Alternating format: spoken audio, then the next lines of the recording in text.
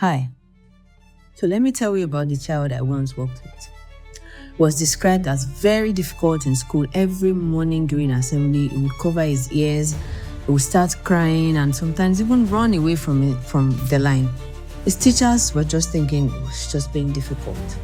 But when we looked closely, we then realized something very important, which is the fact that the school had hundreds of children singing loudly at the same time, microphones blasting through speakers, teachers giving instructions, children marching, chairs moving, a bright morning sun shining directly into the child's face.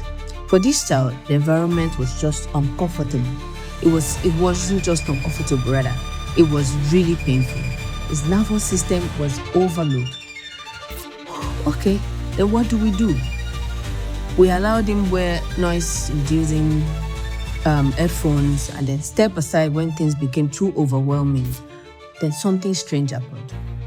This difficult child that everybody thinks is just difficult became suddenly calm, engaged, and then able to participate even during assembly. The child didn't change, but what did? The environment. And that is why we need to talk about sensory justice and what it means to live in a world where it can really affect and hurt your nervous system. Because many people are living in a world where their nervous system experience different forms of pain every single day.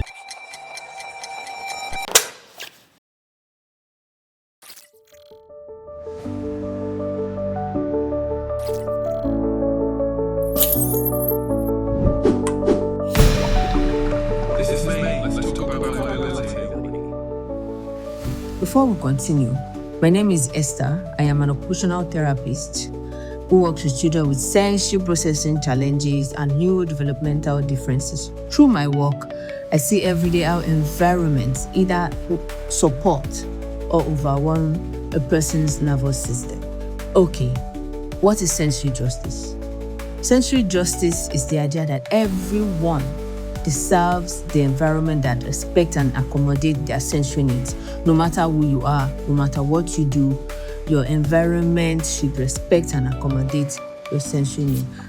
And then most of our spaces in our society now are designed for what we call neurotypical sensory processing, meaning that people who can tolerate bright lights, loud sounds, crowded spaces, and constant stimulation. But not everyone possesses the world that way. For many with sensory processing difficulties, the environment can become very overwhelming quickly. And then when environments ignore these differences, people are unintentionally excluded. So, sensory justice is about fairness, dignity, and accessibility, making sure that people with different sensory needs can participate comfortably in our everyday lives. But before we move on, we need to understand what sensory processing means so that we can understand sensory justice. Sensory processing. Our brains are constantly receiving informations from our senses, from the size, that's the sight, seeing, sound, thought, taste, smell, movement, body awareness, and even joint awareness. For most people, the brain organizes this information automatically with no pressure. But then for some individuals, especially many autistic individuals, the brain will process this information too intensely, too weakly, or in a very disorganized way. And this is why this can lead to sensory overload, sensory sensitivity, sensory seeking, sensory avoidance. And then when this happens, everyday environments can become incredibly stressful for these people. Now let's talk about some of our everyday environments. We want to assess sensory overloads in our everyday lives. For example, a typical classroom. This may have bright fluorescents, dozens of children talking at the same time, chairs scraping on the floor, teachers giving instructions, movements happening everywhere.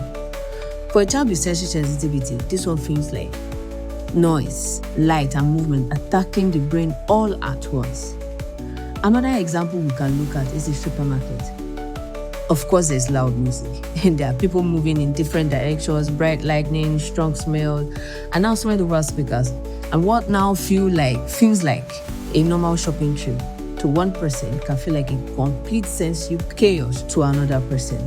And in places like busy markets, large gatherings, churches, parties, assemblies, sensory input becomes more intense. Remember, we're still talking about sensory overload. Now, when the nervous system becomes overwhelmed, the body has to respond, definitely. And then this response sometimes looks like crying, running away, covering of ears, refusing to participate, and even some meltdowns. Meltdowns, the child is hitting the head on something, is throwing things, and a lot of different behaviors that comes with meltdowns. Unfortunately, these reactions are often misunderstood. People may just say the child is stubborn, the child needs to be disciplined, especially in this our age and time, and the country we find ourselves, which is Nigeria. The child is misbehaving, but very often we're actually seeing a nervous system in complete distress. This is not a behavioral problem, it is a sensory problem. And when some children hide this suffering, some children are good with hiding this, they would not let you know how they feel. They can't even communicate how they feel most times. But some would just accommodate these feelings and then just keep to themselves. And there is something people don't realize. Not all sensory distress looks dramatic. Exactly. Some children don't even melt down at all. Instead, they shut down. They become very quiet, they withdraw, they stop participating, they force themselves to even cope, even when their nervous system is overwhelmed. And this is what we call masking, bottling things up. Masking happens, when individuals hide their discomfort in order to fit into environments that do not support their needs. But then comes at a cost. It can lead to anxiety, exhaustion, emotional burnout, low self-esteem. And because these children appear well-behaved, their suffering often just goes unnoticed. So as an occupational therapist, I often meet children who have been labeled difficult, stubborn, or defiant. But when we look closer, we see something very, very different. We see children who are trying their best to survive in an environment that overwhelms their nervous systems. We see families who are exhausted, not because their children are bad, no, but because their children are constantly fighting sensory battles that other people cannot see. Once you understand sensory processing, behavior then begins to make sense. And what sensory justice looks like. Sensory justice does not require complicated solutions at all. Sometimes small environmental adjustments can make a very huge difference. For example, in a classroom, we can provide quiet corners, flexible seating, sensory breaks, reduce noise as much as possible when possible. Dimmer lighting or just natural light from our sunlight. All this would help a child. And then the nervous system can also calm, and then the child can function properly.